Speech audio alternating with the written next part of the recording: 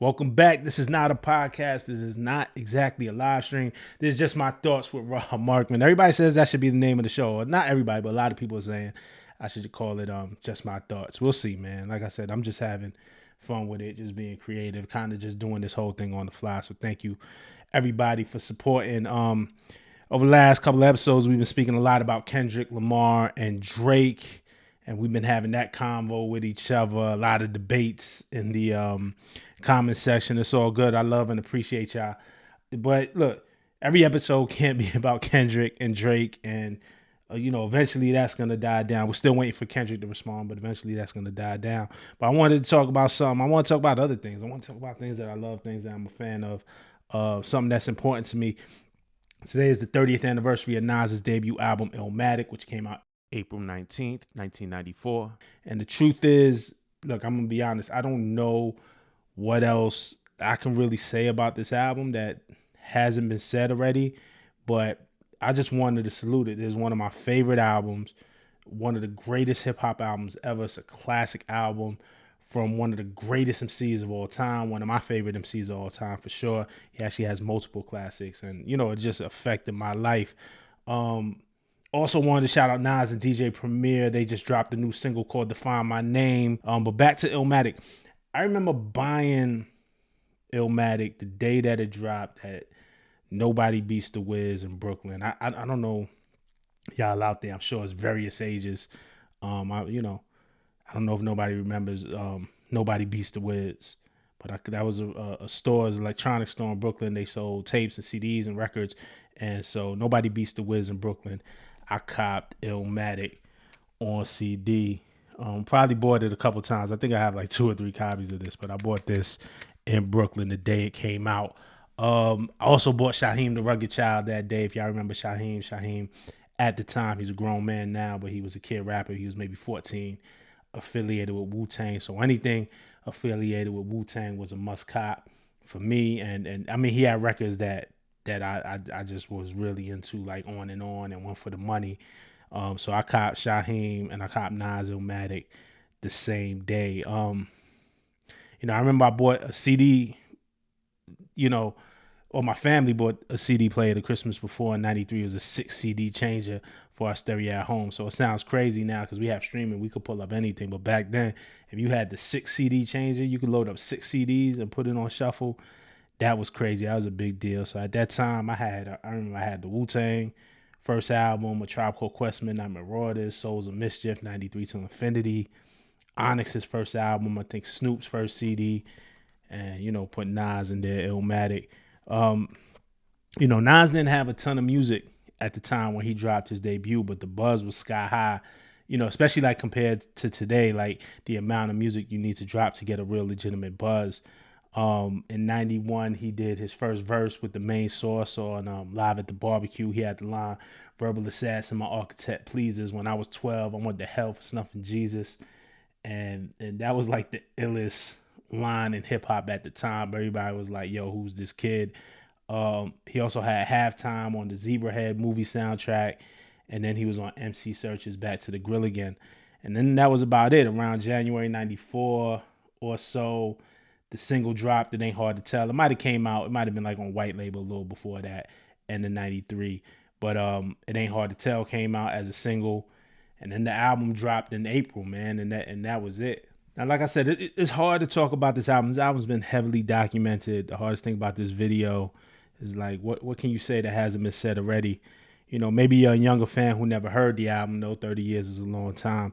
If you haven't, definitely check the album out. Check out Time is Illmatic. That's a documentary that dropped 10 years ago, I guess now. It was for the 20-year anniversary. And, about 5 years before that, for the 15-year anniversary, I was working at Double XL as the music editor, and I pitched the making of Illmatic story to our editor-in-chief at the time, Daytwan Thomas, and he gave me the green light. It was the biggest story that I worked on up until that point. It appeared in this issue right here. We had Cameron on the cover, Nas, Illmatic, 15 years later. This was crazy. And I remember at this time working on this story, I was like, damn, this needs to be a documentary. But, I didn't have the the resources to make a documentary. But I was like, man, like BET, somebody needs to make it. But shout out to Eric Parker and 2-9. They made Time is Illmatic 5 years later. You know, I know I wasn't the only one with that idea, but you know, I called up some of my favorite writers and some writers on the staff. Shout out to my man called Cherry, who is at Spotify now, Clover Hope, Tim Hotep, Anselm Samuel, Anselm Rock, Starreen. And together we all interviewed like different artists involved and put together this story, and I edited it. So everybody was assigned to speak to different people, and we just put all the transcripts together and made like a making of story. Spoke to Nas, Jungle, Pete Rock, MC Serge, Q-Tip, LES, AZ, Nas's dad, Oludara, Large Professor, DJ Premier. Also, I dropped the link because this is online, so I dropped the link in the description. So if y'all want to read it, it's still online on Double XL. I remember I personally interviewed Nas. I believe I interviewed Jungle, Premier. I think I interviewed Faith Newman for this. So, you know, I just kind of wanted to go through the story and some of what I knew about the album and just drop some fun facts, right? Like just some things maybe people didn't know or gloss over. This video isn't meant to be like track by track. We've been living for this album, you know, living with this album for 30 years. We didn't really need that, but just some cool facts or some cool stories that maybe y'all didn't know or if y'all just want to relive. First thing, you know, now first week sales are so important. That album sold, Illmatic sold 63,000 copies its first week. I don't even think it debuted in the top 10. It didn't go gold until 1996. But still highly revered, still highly a classic. Back then, we weren't so much focused on sales. Even though I knew, like, I remember buying the CD and I was a kid in high school who would, like, make copies for everybody, make tapes for everybody. Like, I was the music guy. And everybody was like, yo, let me get a copy of that Nas. Let me get a copy of that Nas. And this was the one CD I wouldn't make a copy for anybody. I was like, nah, y'all got to buy it. Like, the album just meant that much to me. I knew it was important. So I bootlegged a lot of stuff, but I didn't bootleg Nas. So, you know, just talk about a couple of records. First of all, Life's a Bitch. First of all, on Life's a Bitch, AZ, that's my favorite rap verse ever. My favorite rap verse ever. I think that's the perfect rap verse. So if you listen to that, just know that's my favorite one ever.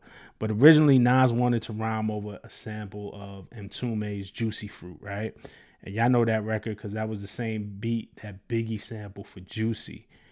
You know, Illmatic came out a little bit before. You know, Illmatic came out in April 94. Biggie Ready to Die came out in September. September, if I'm not mistaken.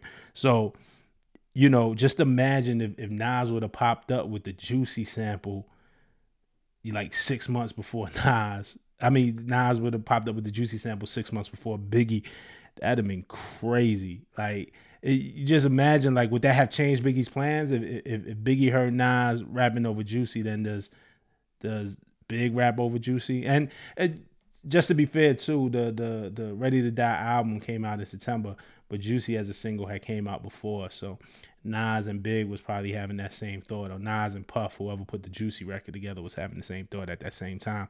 But if Nas ends up with that sample, does Biggie still go ahead with his plans? So what happened was Nas called, and I learned this all through my interview when I interviewed him for this story. Nas called the producer LES and said, yo, you know, bring Mtume to the studio so we can sample that joint. LES ended up not having the record in his collection for whatever reason. And instead he bought the Gap Band Yearning for Your Love. So that was the sample for Life's a Bitch. They just hooked up that sample.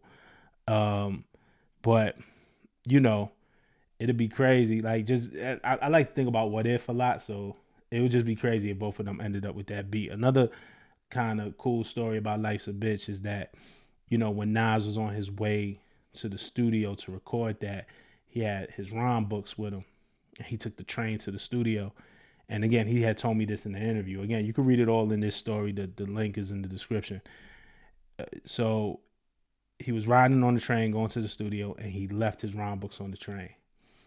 And Jungle had told me this story too. Nas, it was funny, when I was interviewing him, I interviewed Jungle first, and Jungle is Nas's brother, and Jungle told me about how he remembers Nas lost the rhyme books.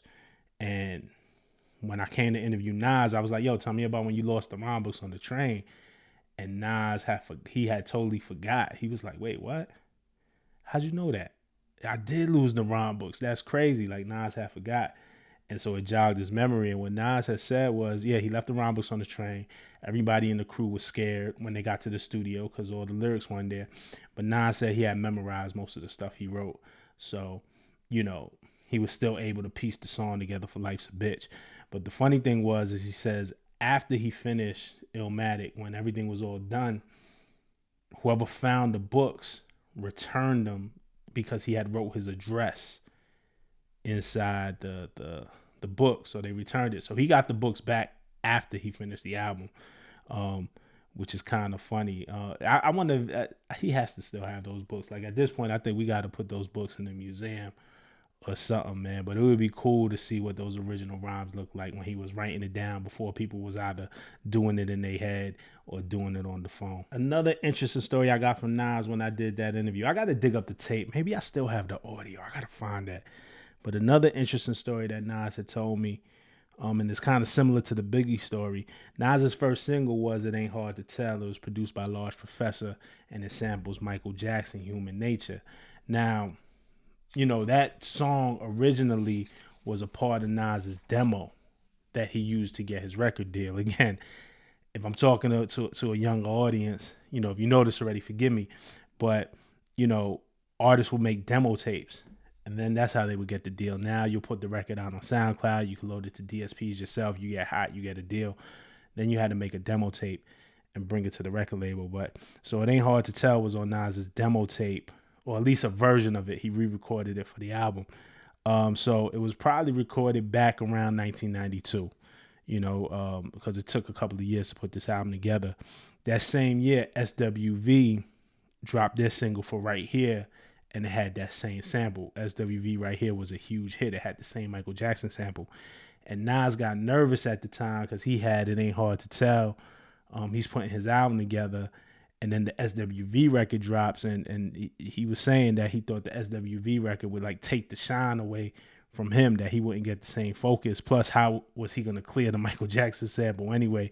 Then he remembered he was on Columbia, which was Sony, so the same, you know, record company that Michael Jackson was on. So they got it cleared. Nas's album ends up dropping 2 years later. Maybe Hard to Tell might have dropped at the end of '93. My memory is foggy, but the SWV record didn't hurt him. But you know, just imagine Nas, like your lead single for this classic album that's going to change hip hop forever. And he was nervous that he wouldn't even be able to get the first single off because of SWV. You know, another thing, usually when somebody records an album, right, you record a bunch of records and then you'll pick the best records and put your album together. So, you know, if you have 15 tracks, you might record 30 and keep the best 15, or you might record 20 and keep the best 15. Different artists do different things. For Illmatic, Nas had 10 records. One of them was the Genesis intro, which wasn't really a song. It was an intro where he sampled Wild Style. So there's 9 songs. All of the songs that he recorded made the cut except one. And this is according to MC Search. MC Search had told me this. "I'm a Villain," which was on his demo, but it didn't make the final cut. So there wasn't like a whole lot of room for this album. Everything that Nas recorded on this album, he intended to be there. You know, but so you can listen to "I'm a Villain" too. It came out on the 20th anniversary re-release. It's somewhere on YouTube. It's definitely on DSPs. But he used some of the rhymes. If you listen, some of the rhymes ended up on "New York State of Mind." Some of the rhymes ended up on "Represent." So, you know, that's interesting. And speaking of the original Nas demo, it had an early version of "It Ain't Hard to Tell." Like I said, it had a version of "I'm a Villain." And MC Search, who helped Nas get his deal, executive produced, you know, he like spearheaded the whole album, particularly on the business side, as I understand it. But he took the record to Russell Simmons, who was running Def Jam at the time, and, you know, to get a deal for Nas. And according to Search, Simmons said, "He sounds like Kool G Rap, and G Rap don't sell no records. I'm not fucking with it." Now, first of all, Kool G Rap is a legend, But okay, so we're talking about this might be like around 92 when they're getting the deal, maybe 93. So 92, 93, and Russell Simmons, Def Jam does not want to sign Nas because he sounds like Coogee rap is crazy. Search said that same day he went to Columbia Records and he met with Faith Newman, who's an A&R, who's the A&R who signed Nas, and David Kane, and they got an offer that same day for a deal. So the same day that they got turned down by Def Jam, they got the deal at Columbia. And supposedly Nas didn't even know that Russell said that until later. I don't think he was present at that meeting when Russell said that. And then it's funny because Nas actually ends up on Def Jam years later. Another fun fact, I learned this from Busta Rhymes again when I was writing that Double XL story. Large Professor made the beat for Halftime, and he originally offered the beat to Busta Rhymes. So that could have been Busta Rhymes' song. But Busta said he heard it, said he thought the beat was dope, but he just didn't know how to rhyme on it. He didn't know how to attack it. He didn't have like that creative spark. So he just like left it. He didn't know what to do with it. And it ended up with Nas. And then Busta hears and then hears Nas on it, and he kind of kicks himself for not taking the beat. So that's another interesting fun fact. Yeah, so here's the ultimate thing about Illmatic to me. And again, that like people have said it for years. Changed hip hop, definitely put a focus on East Coast music when West Coast had it, Snoop with Doggy Style, Chronic, like West Coast was just running it. Nas and East Coast had some stuff too. Obviously like Onyx was a big album.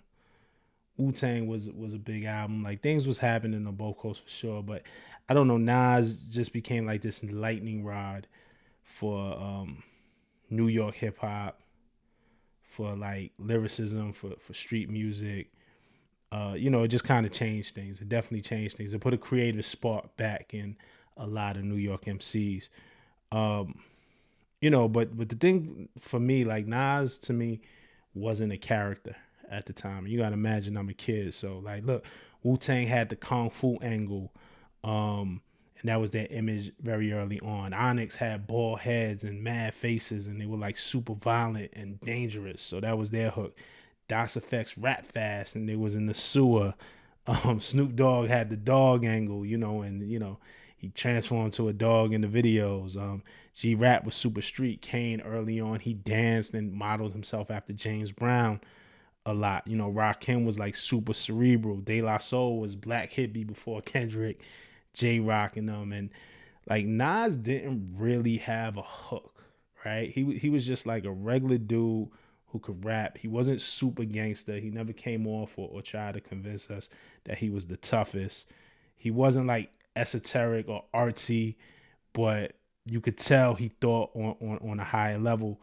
And for a kid like me growing up in New York, he was like super relatable. And he rapped about a lot of things either I was going through or I was seeing going on around me. Like when One Love dropped, and y'all know that record. If you don't, it's super conceptual. It's basically a lyric version of a letter that Nas is writing to his friend who's locked up in prison.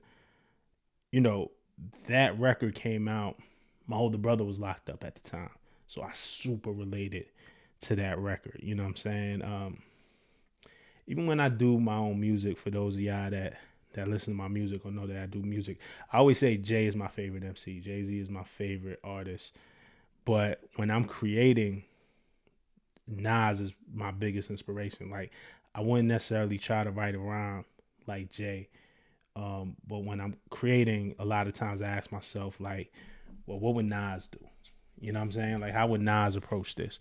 So, it just means a lot to me, man. And Nas has multiple classics. Somebody, I forget their name, somebody asked me in the comments, because I teased this. I said, yo, I'm going to do an episode on Illmatic. Somebody was like, yo, why are we always talking about that album? Nas has so many classics. He does. But this album actually means something to me. And, I didn't really have a format for this, but it just felt like the 30th anniversary. I just felt like I should say something. I didn't have a lot of new information to give y'all. Plus, I documented the album so many times myself personally. Plus, the album's been documented so much.